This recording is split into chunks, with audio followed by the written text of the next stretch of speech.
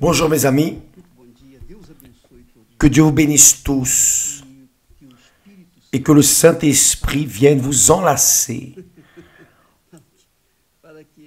pour qu'alors vous puissiez comprendre sa volonté pour votre vie, pour éliminer tous les doutes, les peurs, les préoccupations, les anxiétés, les perturbations, dépression, tout,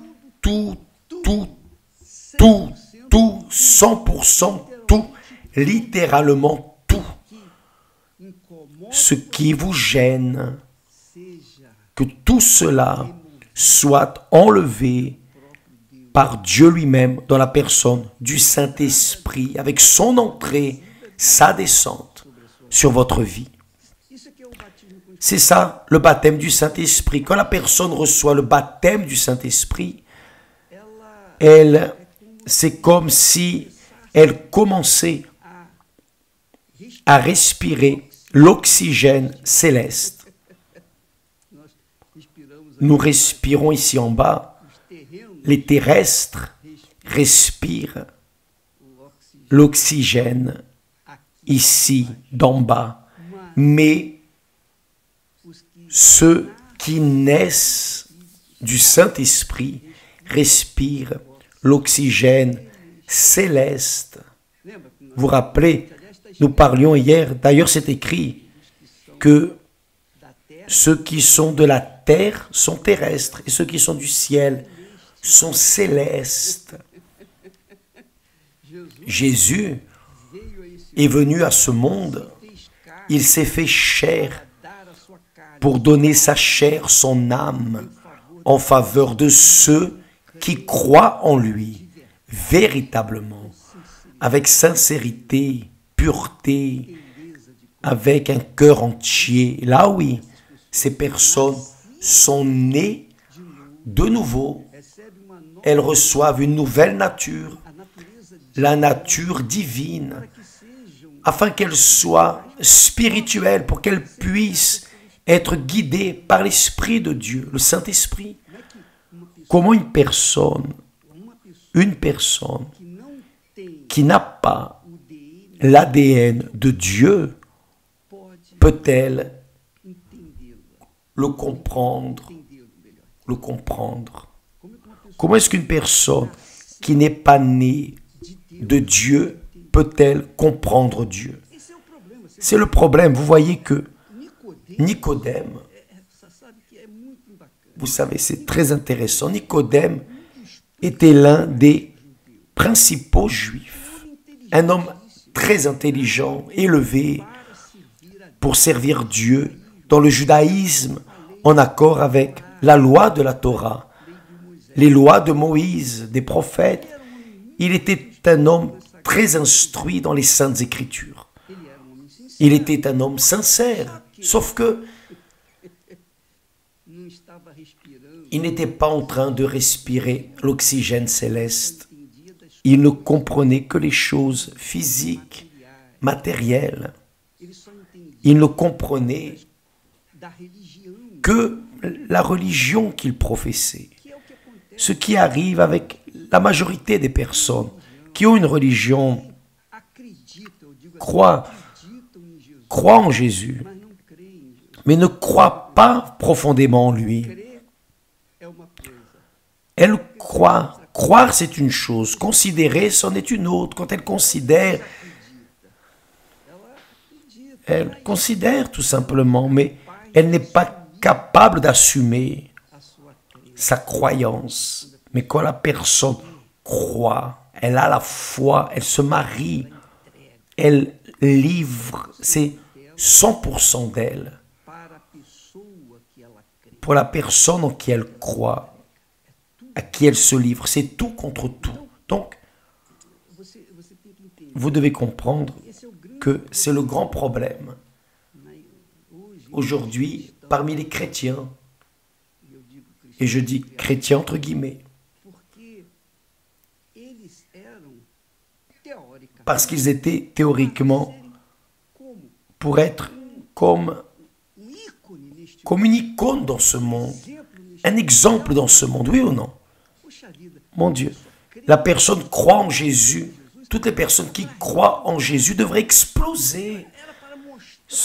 Elles devraient montrer au monde, aux incrédules, la grandeur de Dieu dans leur vie. Mais c'est précisément le contraire. Ces personnes, dans leur grande majorité, pas toutes bien sûr, montrent, ou plutôt, elles lancent dans la honte le nom du Seigneur Jésus. Pourquoi? Parce qu'elles disent croire en lui, mais vivent une vie totalement contraire à sa parole, à sa volonté. Pourquoi? Mais elle dit qu'elle croit, mais je suis de l'église, je fais ceci, cela. Peu importe ce que vous faites, avez fait ou n'avez pas fait. Nicodème était ainsi. Il croyait en Dieu, mais il n'avait pas la foi en Dieu. C'est pour cela que Jésus a dit Nicodème, il est nécessaire que tu naisses de nouveau. Il faut naître de nouveau. Comment, maître? Je vais retourner dans le ventre de ma mère et naître? Ce n'est pas possible. Ces doutes, comme celle de Nicodème, et ce qui surgit beaucoup ici sur mon Instagram, beaucoup de personnes posent des questions ainsi, mais évêque, mais pourquoi? Mais comment allons-nous expliquer? Comment allons-nous montrer l'oxygène céleste à une personne qui vit sur la base de l'oxygène terrestre? Comment pouvons-nous parler des choses spirituelles à des personnes charnelles qui continuent dans la chair? Comment? Ce n'est pas possible. Nous parlons, mais on dirait que on parle grec ou qu'on parle en langues étranges que personne ne comprend. Mes amis, c'est pour cela que vous devez comprendre qu'il y a deux types de foi. La foi naturelle. Cette foi, vous croyez dans les personnes, vous croyez dans ce qui est écrit sur l'emballage du produit que vous avez acheté, vous croyez dans la parole du médecin, du dentiste, vous croyez dans le psychologue, vous croyez dans le médicament, vous croyez... Mais pensez bien. Et qu'est-ce que cela ajoute dans votre vie? Regardez, une vie triste, abattue, déchue, prostrée. Vous croyez en tout le monde, vous croyez en tout. Vous croyez même que vous allez gagner au loto? Non, évêque, mais un va gagner, oui, je sais. Quelqu'un va gagner, mais après il va perdre. Tous ceux qui croient dans ce monde sont voués à l'échec. Voyez ce témoignage du docteur, du médecin, intelligent, en condition, riche. Mais voyez la situation dans laquelle il se trouvait. Ça ne servait à rien. Le vide de l'âme continue. Parce que tant qu'on ne naît pas du Saint-Esprit, tant qu'on ne naît pas d'eau et du Saint-Esprit, on ne peut pas entrer, on ne peut pas respirer l'oxygène céleste. J'appelle cela la foi surnaturelle. Je fais cette séparation. La foi naturelle, c'est pour les personnes qui sont nées de la chair ou qui sont chairs. Mais la foi surnaturelle est pour ceux qui sont nés de l'eau et du Saint-Esprit seulement, qui respirent, disons, l'oxygène surnaturel. Parce que la foi naturelle, c'est celle-là. Vous semez du riz, vous allez moissonner du riz, n'est-ce pas? C'est la réalité. Vous croyez en cela et vous le faites.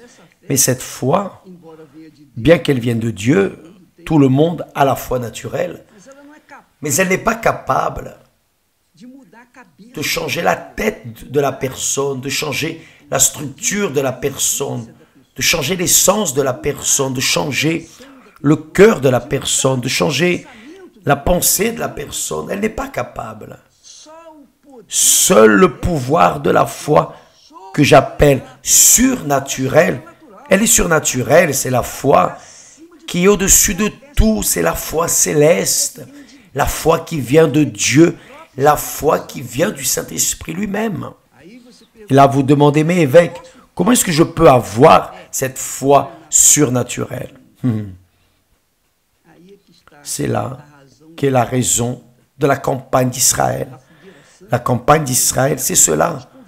Nous invitons les personnes, nous proposons aux personnes à faire un défi avec Dieu.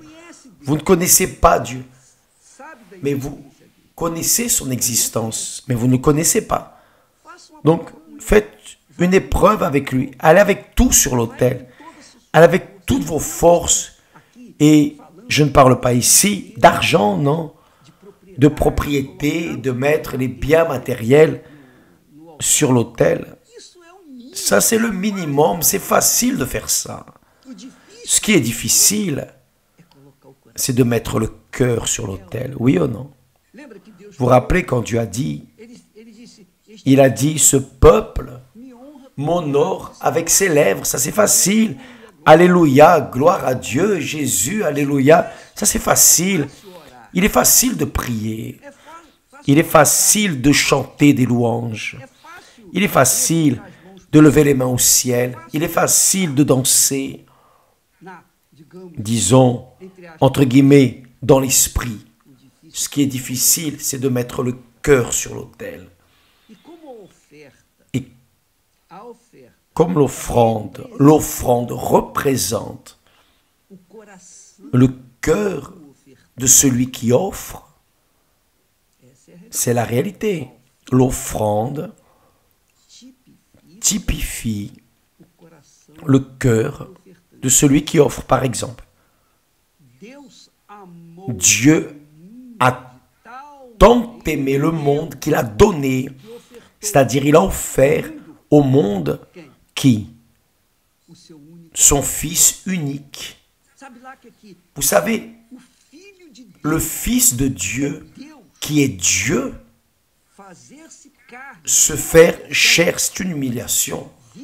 Venir au monde, se soumettre aux lois du monde, des hommes injustes, vivre parmi les hommes, supporter l'ignorance des hommes.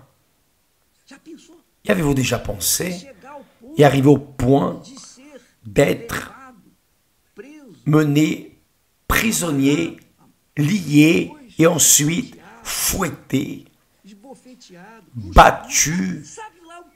Vous savez quelle race maudite de ces possédés qui ont craché sur le visage du Seigneur Jésus, l'ont frappé, fouetté, et après lui ont donné une croix lourde à porter, et ensuite, nu, Jésus a été pendu, nu sur la croix. Il a été pendu nu, complètement nu. Pourquoi? Pour qu'il ne souffre pas seulement, mais qu'il soit aussi humilié, éhonté, exposé. C'est pour cela qu'il a été pendu nu sur la croix. Il a fait cela pourquoi? Parce qu'il était l'offrande vivante de Dieu. Dieu savait, le Père savait que cela arriverait. Le Saint-Esprit savait que cela arriverait. Mais même ainsi, il est allé avec tout. Dieu a donné de lui-même. Seriez-vous capable de faire ça? Moi, non. Personne. Aucun de nous serait capable de faire ça. Personne. Encore moins pour des personnes possédées, perturbées de ce monde. Mais Dieu l'a fait. C'est-à-dire, il a montré avec son offrande son amour et la foi surnaturelle. Parce qu'il croyait. Il avait la certitude que peu seraient sauvés. Parce que la majorité, non. La majorité serait perdue. Même pour ce peu Il a donné sa vie. Donc l'offrande représente ce que celui qui offre a en soi, en lui.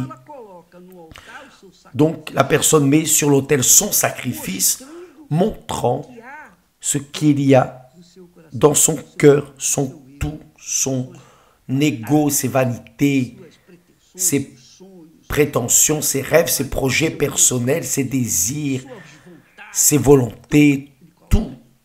La personne met tout, c'est tout. Maintenant, compensation, qu'arrive-t-il? Le Saint-Esprit vient pour recevoir cette offrande. Le Saint-Esprit vient pour recevoir cette offrande et faire de cette offrande son instrument ici dans ce monde. Mais qui a ce courage? Qui a cette foi? Qui a ce désir?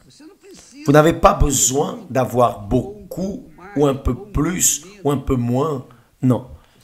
Vous avez besoin de mettre surtout votre cœur. Parce que par votre cœur qui représente l'âme, c'est pour cela que Jésus a donné son âme. Il a donné son âme, son corps, il s'est sacrifié, il a été mis dans la honte. Vous vous rappelez que le péché d'Adam a été de désobéir à la parole de Dieu. C'est quand il a découvert qu'il était nu, lui et Ève. Ils ont découvert qu'ils étaient nus. Quand il fait, immédiatement, ils ont couvert leur nudité avec des feuilles. Et Dieu a dit dans des feuilles de figuier ne servent pas. Il faut que ce soit un cuir, la peau. Et alors, Dieu a dû tuer un animal, lui enlever la peau pour faire des vêtements à Adam et Ève. Maintenant, son fils, Jésus, est venu. Il est venu. Et il est pendu nu sur la croix. En plus de la douleur insupportable dans la chair, la douleur aussi de l'humiliation, d'être éhonté, de montrer sa nudité, son intimité. C'est-à-dire, Jésus a été humilié à l'extrême. Personne n'a plus souffert que lui. Pourquoi? À cause de l'amour de Dieu pour vous, pour moi, pour nous, mes amis. Vous pensez qu'il va vouloir quelque chose de nous? 99,99% sont suffisants pour lui? Non, c'est tout contre tout. Si vous n'avez pas la foi de faire votre tout pour mettre votre tout sur l'autel, corps, âme et esprit, mieux vaut ne pas participer. Restez en dehors. Attendez une autre opportunité. Mais quand la personne fait cela, au moment, elle reçoit le Saint-Esprit. À l'heure même. À l'heure même. Pourquoi? Parce que c'est tout contre tout. Si elle ne reçoit pas, c'est parce que ce n'était pas tout. Il y a peut-être une rancune, un ressentiment, peut-être un petit péché qui a soutenu en elle. Il faut que ce soit tout. Il faut laisser la vie erronée. Il faut laisser le mensonge, la tromperie, la fornication, le sexe en dehors du mariage. Il faut tout laisser d'erroné que la personne fait. Ça, c'est difficile. C'est ça qui est difficile. Mais c'est le prix pour pouvoir sauver ma vie. Il a dû donner sa vie, qui a été Jésus. Et pour que je puisse alors recevoir en moi, je dois mettre mon tout à son service, à sa merci. C'est ainsi que ça fonctionne. Vous qui êtes disposé à faire cela, allez vers l'autel. Si vous ne l'êtes pas, n'y allez pas. Attendez une autre opportunité. Si vous avez aussi. Bien. Mes amis, quand la personne reçoit le Saint-Esprit, elle cesse d'être une créature terrestre pour être extraterrestre. Cette chose d'extraterrestre, les uns croient qu'ils existent, qu'ils n'existent pas. Je vais vous dire, je suis un extraterrestre. Je ne suis pas de cette terre. Ni moi, ni ceux qui sont nés d'eau et du Saint-Esprit. Nous sommes célestes. C'est cela. Avez-vous compris? Bien. Nous expliquons, nous donnons des informations. Maintenant, la pratique, c'est autre chose. D'accord? Que Dieu vous bénisse tous et à demain au nom du Seigneur Jésus. Amen.